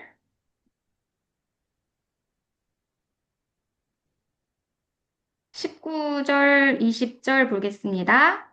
24장 19절 20절 보면 그가 여호야김의 모든 행위를 따라 여호와 보시기에 악을 행한지라 여호와께서 예루살렘과 유다를 진노하심이 그들을 그 앞에서 쫓아내실 때까지 이르렀더라. 시드기야가 바벨론 왕을 배반하니라. 시드기야도 또 바벨론 왕을 배반했다 알려주고 있죠. 그렇게 하고 자 그래서 이제 그 첫 시작 그 요시야 왕 때 또 어떤 선지자가 활동했다고 했죠? 저희 나훔과 스바냐, 하박국 이렇게 세 선지자 여기 보이시죠? 나훔과 스바냐, 예레미야, 하박국이 함께 요시아 왕 때부터 쭉 함께 사역을 했는데 같이 읽어보겠습니다. 내비게이션 256쪽 보시면 내비게이션 256쪽 보시면 나훔 끼워 읽기 있습니다. 그래서 요시야 왕 통치할 때 아수르의 멸망이 시작되기 직전 아수르야 너도 반드시 망한다 외치는 선지자였어요. 그 니느웨 아까 전에 말씀드렸던 것처럼 전에 요나 선지자가 회개하라고 외쳤던 그 니느웨가 조금 잘하다가 다시 시간이 지나 또 타락을 합니다. 그래서 다시 그 똑같은 자리에 나옴이 가서 너네 망한다 망한다 하는 게 음, 바로 나훔 선지자입니다. 성경책 나훔 3장 1절 제가 읽겠습니다. 화 있을진저 피의 성이여 그 안에는 거짓이 가득하고 포악이 가득하며 탈취가 떠나지 아니하는도다. 너네 회개해라 외치는 선지자였죠. 내비게이션 259쪽 가시면 스바냐 끼워 읽기 나와 있죠. 요시야 왕 초기에 유다의 우상 숭배가 극에 달했던 상황에서 여호와의 날이 임박했다. 우상 숭배를 버리고 겸손히 여호와를 찾으라. 이것이 요시야 개혁의 영적 토대가 됩니다. 앞전에 말씀드렸던 것처럼 므낫세와 아몬이 우상 숭배의 장을 너무 펼쳐놔서 요시야가 개혁을 하는데 많이 힘들었죠. 그런데 이렇게 스바냐가 외쳐줌으로 인해서 맞아, 우상숭배는 빨리 치워버려야 돼. 맘먹고 다시 종교 개혁을 시작을 합니다. 스바냐 2장 3절에 보면 여호와의 규례를 지키는 세상의 모든 겸손한 자들아 너희는 여호와를 찾으며 공의와 겸손을 구하라라고 외칩니다. 내비게이션 261쪽 가시면 예레미야 선지자 띄월기 나와 있습니다. 여기는 조금 길어요. 한번 쭉 넘겨보시겠어요? 262, 263, 264, 265, 266, 267, 268, 269까지 있어요. 여기는 숙제입니다. 저희 오늘의 숙제. 261쪽부터 269쪽까지 읽어오기. 네, 그래서 여기는 읽어보시면 오늘 배우신 내용이 참 정리가 잘 되어 있습니다. 그래서 읽어보시고. 그래서 요시야 왕 때 이 예레미야가 제일 많이 활동을 했던 선지자인데, 이 바벨론과 애굽 사이에서 눈치 보며 타락해 가던 멸망을 다 봅니다. 그래서 바벨론에 항복해야 된다. 애굽이 우리가 잡을 줄이 아니다. 그것이 너희가 살 길이다. 하나님은 새 언약을 맺고 너희를 다시 회복시키실 것이니 바벨론의 줄을 우리는 잡아야 한다. 그래서 예레미야 31장 31절에도 보라 날이 이르리니 내가 이스라엘 집과 유다 집에 새 언약을 맺으리라. 그러니까 이것이 우리가 끝나는 것이 아니다라고 호소를 합니다. 그래서 내비게이션 281쪽 가시면 하박국 띄워 읽기 보이시죠? 그래서 나훔, 스바냐, 예레미야 그리고 이제 하박국 여호야김 때 폭정과 불의로 가득하고 신흥 바벨론이 중동의 왕으로 막 떠오를 때 말하는 거예요. 바벨론이 선한 나라가 아니잖아요. 그러니까 왜 악인이 득세합니까? 라는 질문에 대해서 하나님께서 의인은 믿음으로 말미암아 살리라 라는 답을 얻고 찬양으로 마무리하는 것이 바로 이 하박국입니다. 그래서 하박국 3장 17절, 18절 보시면 저희가 많이 부르는 노래 무화과 나뭇잎이 마르고 포도 열매가 없어도 나는 뭐죠? 기도하리 그다음 여호와로 나나나 기도하리 외양간은 송아지 없어도 그 노래 있잖아요. 그 노래가 바로 이 하박국입니다. 그래서 무화과 나무가 무성하지 못하며 포도나무에 열매가 없으며 감람나무에 소출이 없으며 외양간에 소가 없을지라도 나는 여호와로 말미암아 즐거워하며 나의 구원의 하나님으로 말미암아 기뻐하리로다. 바로 이 찬양의 고백이 바로 이 하박국 선지자가 한 말입니다. 그렇게 해서 이제 워크북 134쪽 후리 부분 유다 멸망 복습과 유다 멸망 그 이후 스토리 그 내비게이션 다시 보시면 270쪽, 271쪽에 예레미야 끼워 읽기 아까 전에 그렇게 길게 설명을 했는데도 또 이렇게 있죠. 이 예레미야는 국가 소멸의 현장을 처음부터 끝까지 지킨 유일한 선지자입니다. 그래서 다른 선지자들에 비해서도 그 활동 기간도 길고 할 말도 아주 많은 선지자입니다. 그래서 요시야, 여기 화면 보시면 요시야, 우리 아까 전에 외웠죠? 다 같이 한번 해볼까요? 시작!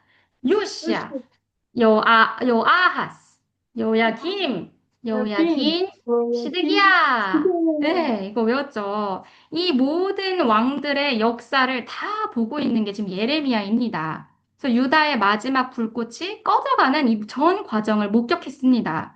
하나님이 내리시는 심판의 집행 과정을 모두 보았죠. 그러니까 기쁘게 찬양할 수가 없습니다. 나라가 망하고 성전이 파괴되고 바벨론에게 붙어야 한다고 아무리 외쳐도 어떻게 돼요?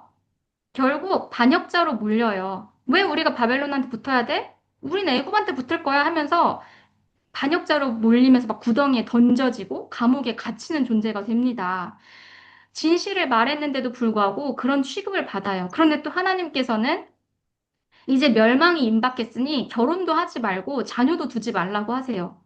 얼마나 마음이 그렇겠어요. 그렇죠? 그 민족을 얼마나 사랑했겠어요. 자기가 그 망해가는 과정을 다 보고 있으면서 하나님의 말을 전해야 하니까 너무나 사랑하는 민족이지만 그 민족에게 저주를 퍼부어야 했던 그 모든 진솔한 고백들이 성경에 그대로 담겨 있습니다.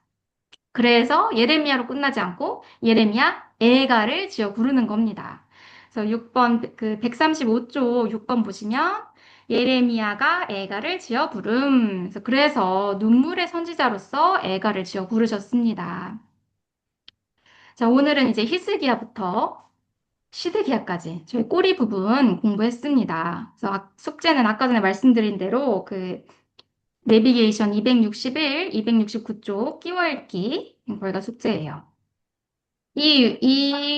이렇게 중요한 예레미야 애가까지 쓴 예레미야를 저희 워크북 137쪽 보시면 10과에서도 또 다루고 있습니다. 그러면서 저희가 아직 다루지 못한 포로로 끌려갔던 아까 전에 두 선지자 있었죠. 다니엘과 에스겔. 그렇게 해서 함께 보시면서 아, 바벨론에서는 어떤 포로 생활이 이어지는지 그리고 포로로 그렇게 다 끌고 갔던 그 바벨론은 어떻게 되는지 제목에서 알려주죠. 다 같이 10과 읽어보겠습니다. 시작. 그렇다고 그렇다고 너 너 바벨론 바벨론 불수되지 으스대지 마라. 마라. 너도 너도 결국은 결국은 망한다. 망한다. 네, 맞습니다. 그래서 저희 다시 잠깐 그래도 복습을 또 해야 나눌 진주가 있으니까. 어, 따따따따.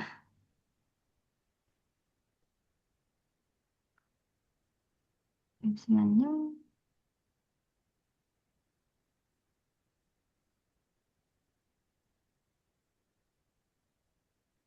이 부분 저희 다 같이 한번 복습하고 오늘의 진주 나눠보도록 하겠습니다. 아, 요건 있어도 되겠네.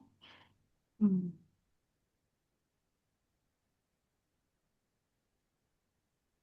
네. 저희 다시 앞으로 잠깐 돌아가셔서 1번부터 6번까지 말하는 거 하고, 오늘의 진주 나눠보겠습니다. 첫 번째 뭐라고 했죠? 아, 뭐죠? 아, 이게 아니네. 또 잠깐만요. 이스라엘 아수르한테 망하네. 네, 북방 이스라엘이 아수르한테 망하네. 해야 되는데, 잠시만요.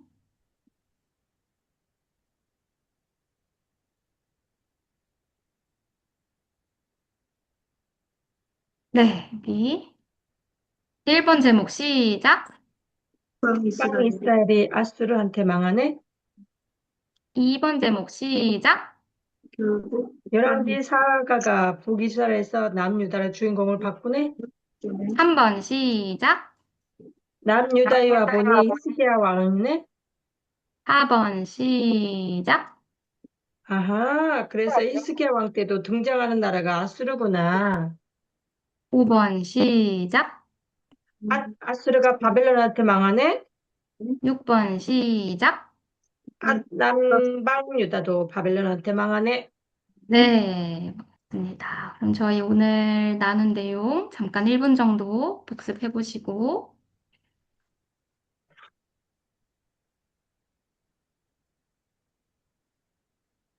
진주를 짧게 나눈 후에 마무리 읽고 기도하고 마치겠습니다.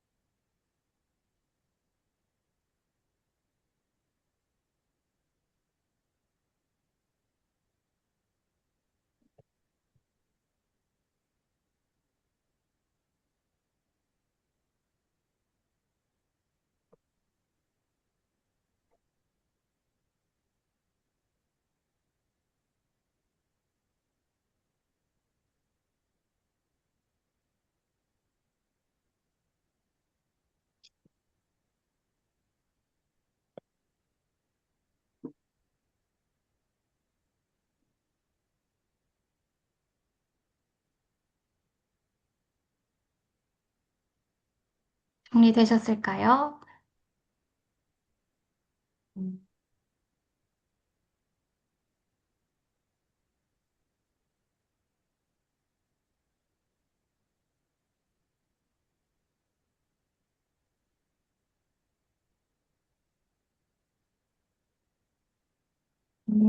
저는 이번에 이제 국어를 공부하면서 역사를 참 많이 보았던 것 같아요. 그래서 저는 아까 전에 그 어성경에 읽어진에 쭉 이어져 있던 그표 있었잖아요. 그 표도 보면서 어떻게 하다가 이렇게 많은 민족들이 나왔지부터 막 시작을 했어요. 그래서 아, 이게 그 노아의 세 아들, 셈과 함과 야벳으로 시작하여서 셈의 자손, 결국 그 야곱, 그리고 아브라함이 성취를 이루면 이스라엘 민족이 그렇게 쭉 이어지잖아요.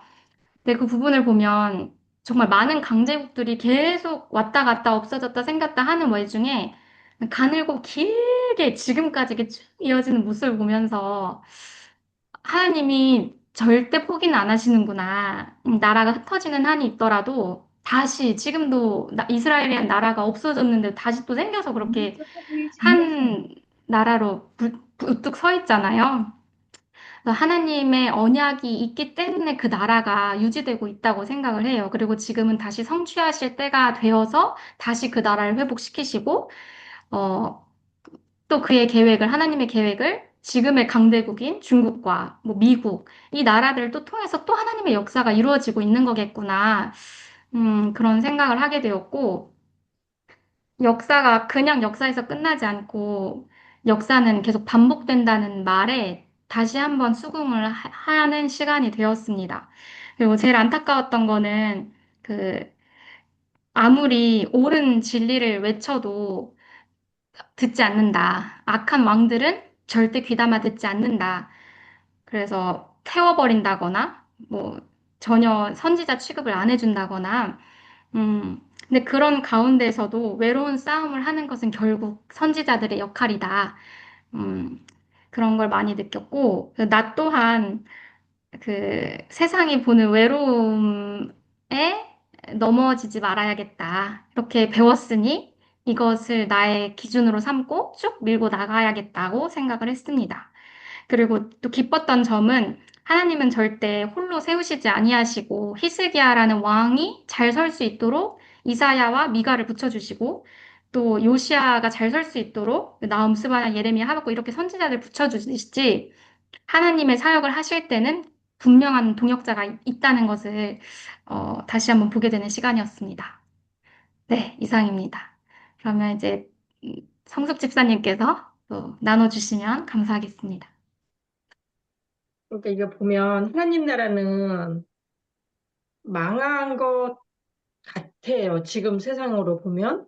근데 이 세상 사람들이 하나님 나라를 망가뜨린 거잖아요.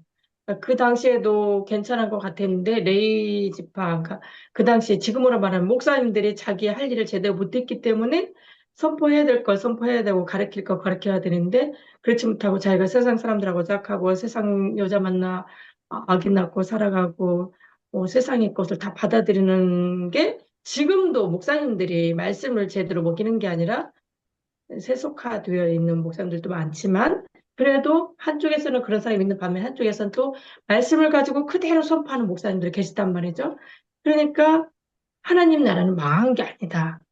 그 제대로 말씀을 가르치는 목사님들이 계시기 때문에 그 레이지파가 지금 있기 때문에 우리한테는 그 말씀이 먹여져서 그대로 지금 배울 수 있고 이렇게 선생님들을 통해서 우리가 또 배울 수 있고 들을 수 있고 나눌 수 있는 시간이 하나님의 나라는 망한 게 아니다. 그래서 우리는 행복한 나라에서 지금도 살고 있다. 그러니 이 행복한 그런 하나님의 나라를 계속 유지해야 된다. 그러니 그것은 우리의 과제고 숙제이다. 이거를 느꼈어요. 맞습니다.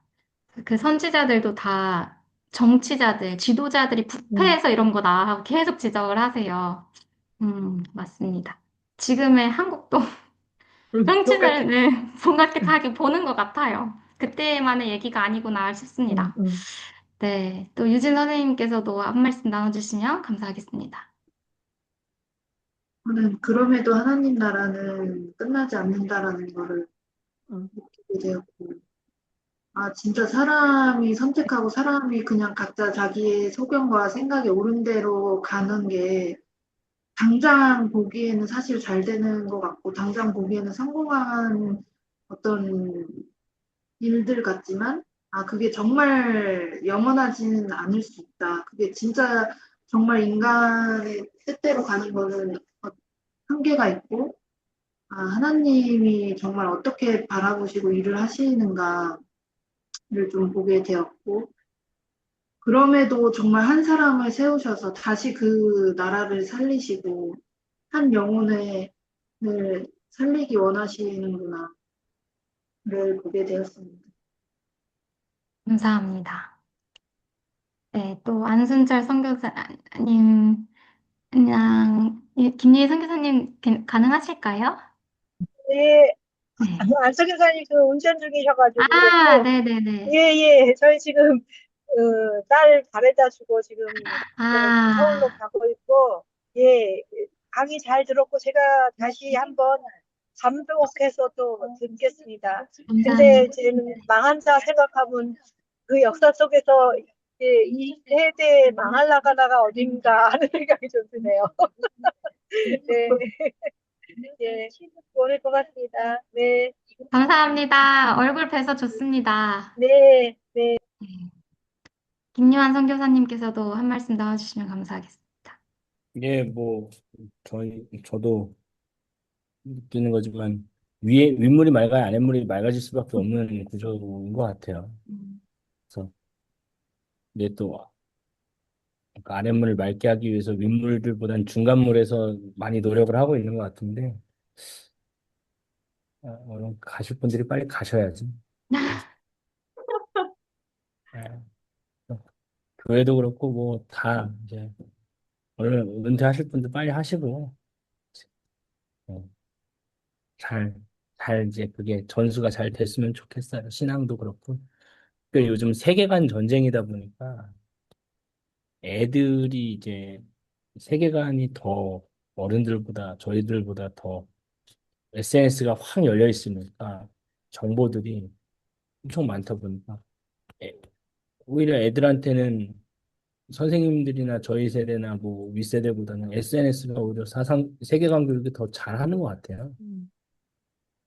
아, 이제 그렇게 잘 애들이 커서 잘 교체가 됐으면 좋겠다. 그 이제 어쨌든 윗물이 맑아야 아랫물이 맑는 건 맞는 것 같아요. 그거는 어쩔 수 없는 그런 게 있는 것 같아요. 그거를 어떻게 역류하냐 지금 그런 것 같아요. 근데 이제 요시아나 히스기야는 역류를 했는데 본인 아들들한테는 사실 잘 전수를 못한 거잖아요. 그래서 그 한두 사람 역류를 하는 사람들이 이제 일어났을 때 그거를 같이 이제 함께 해줄 사람들이 좀 필요한 것 같고 어쨌든 신앙 전수가 되게 잘 돼야 되는 것 같아요. 전수가 안 되니까 히스기야 다음으로 므낫세가 나올 줄은 상상도 못했을 거예요. 히스기야도 상상 못했을 거예요. 그거. 그치. 그래서 잘 오히려 다음 아이들에 대한 신앙 교육이 이제 음, 잘 전수돼야 되겠다. 그러니까 다른 세대들 만들면 안 되고 이제 아예 진짜 모르는 다른 세대가 사사기 세대도 아예 다른 세대고 여기도 아예 다른 세대니까 그게 끊어지다 보니까 이제 심판이 온 것 같은데 예, 그런 걸 느꼈습니다. 감사합니다. 감사합니다. 아, 정리를 잘 해주셨습니다. 예, 네. 또, 네, 네. 저는 그 열왕기 상하를 재미있게 이렇게 볼 수 있고 한눈에 볼 수 있도록 물고기 그림을 잘 설명을 해주셔가지고 또 예언자들의 위치가 어디 있는지 또 이렇게 흘러가는 거라든지 이런 것들을 잘 해주셔가지고 강의를 통해서 열왕기 상하가 잘 읽어줄 수 있도록 이런 이 다이어그램 하나를 정확하게 우리에게 딱 주는 거, 우리 각인시켜줘서 잘 이해할 수 있도록 주셔서 11개 상하와 거기에 딸린 어, 예언서들, 예언자들을 잘 만날 수 있어서 좋은 강의 잘 들었습니다. 고맙습니다. 감사합니다. 네, 그럼 저희 다 같이 마무리 제가 읽고 끝내도록 하겠습니다. 135쪽 마무리. 창세기 11장과 12장 사이에는 그랜드 캐니언이 있다고 했습니다. 힘 있는 자 니무롯이 바벨의 왕이었습니다. 그리고 곧이어 창세기 12장에는 하나님이 세우는 나라 아브라함 얘기가 시작됩니다. 이렇게 시작된 스토리가 여기서 일단락 종결되었습니다. 북방 이스라엘은 세상 나라 아수르에 망하고 남방 유다도 세상 나라 신흥 바벨론에 망했습니다. 결국 세상 나라에 망했습니다. 참 슬픈 이야기입니다. 하나님은 얼마나 슬프시겠습니까? 하나님 나라의 존재 의의가 무엇이겠습니까? 창세기 12장 1절에서 3절이었습니다. 이 사실을 끝까지 징박듯이 박아놓고 흘러가 보자고 했었습니다. 그런데 세상 나라가 하나님 나라를 멸망시키는 것으로 끝이 났습니다.